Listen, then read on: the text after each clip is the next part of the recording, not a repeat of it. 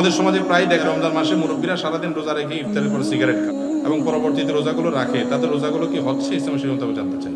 এটা কি শুধু মুরব্বীরা করে? আপনাদের নরসিংদীর শুধু মুরব্বীরা করে?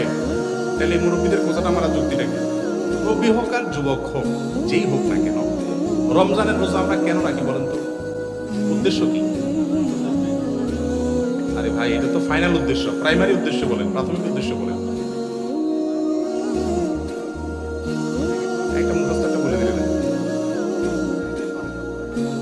ভাই। দেখেন, যে কোনো ইবাদতের একটা আছে ফাইনাল টার্গেট, একটা আছে প্রাইমারি টার্গেট। আমরা ওযু করি কেন?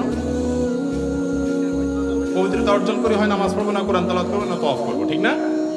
এর ফাইনাল টার্গেট হলো আল্লাহ সন্তুষ্ট।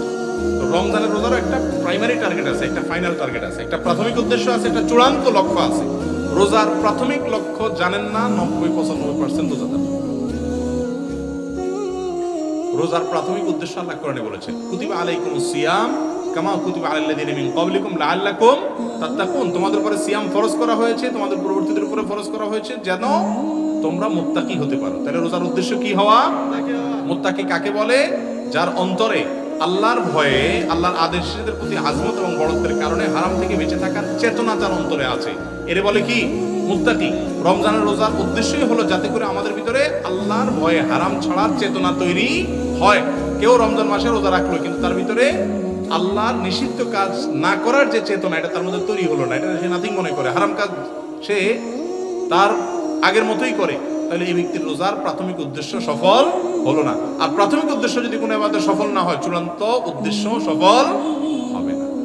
এই জন্য রমজানে রোজা রেখে যদি আপনি বিড়ি সিগারেট খান, খারাপ কাজ করেন, শুধু বিড়ি সিগারেট কেন, অনেক ঘুষখোর আছে, আমি শুনছি যে ড্রয়ার খুলা ওই ঘুষ দাতাকে বলে, ভাই এখানে রেখে দেন, রোজা আছি তো ইফতার করে নেব।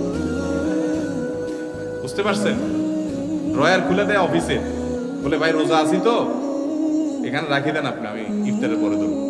এখন রোজা রেখে ধরবো না, তাহলে রোজা নষ্ট হয়ে যাবে, হুজুর বলছে। বুঝতে পারছেন কথা? তো এই টাইপের তাকওয়া যদি হয়, আপনি দিন ধরে রোজা রাখলেন, সন্ধ্যার পরে আপনি রেলগাড়ি ধোয়ার মতো আপনি একটার পর একটা ছাড়তে থাকলেন, বিড়ি সিগারেট খায়, ভাইরা আমার, তাহলে আপনার রোজার উদ্দেশ্য হাসিল হয় নাই।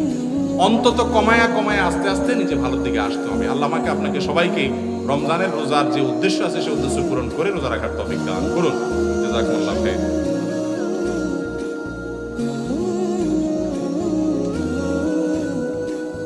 সুন্নতে খাতনা এবং এই উপলক্ষে খাওয়ার আয়োজন করা এবং অতিথি থেকে টাকা নেওয়া জায়েজ কিনা? ভাই, সুন্নতে খাতনা এটা করবেন, এই উপলক্ষে বিশেষ কোনো খাবারের নির্দেশ, আয়োজন নির্দেশ ইসলাম দেয়?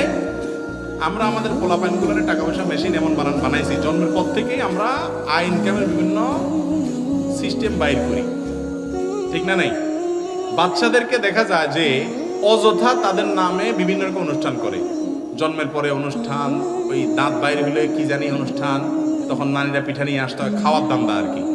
এরপরে আপনার যখন খাতনা করে, এবার 50-100 জন দাওয়াত দেয়। আর দাওয়াত দিয়া বিশেষ করে যেটা বলছেন টাকা নেওয়া, এটা তো আমি সবসময় বলি, কাউকে দাওয়াত দিয়া টেবিল চেয়ার বসায়া টাকা নেওয়া, হাদিয়া নেওয়া, এইটা আর রাস্তায় ছুরি নিয়া পিস্তল নিয়া দাঁড়ায়া ডাকাতি করার ভিতরে পার্থক্য খুব একটা নেই।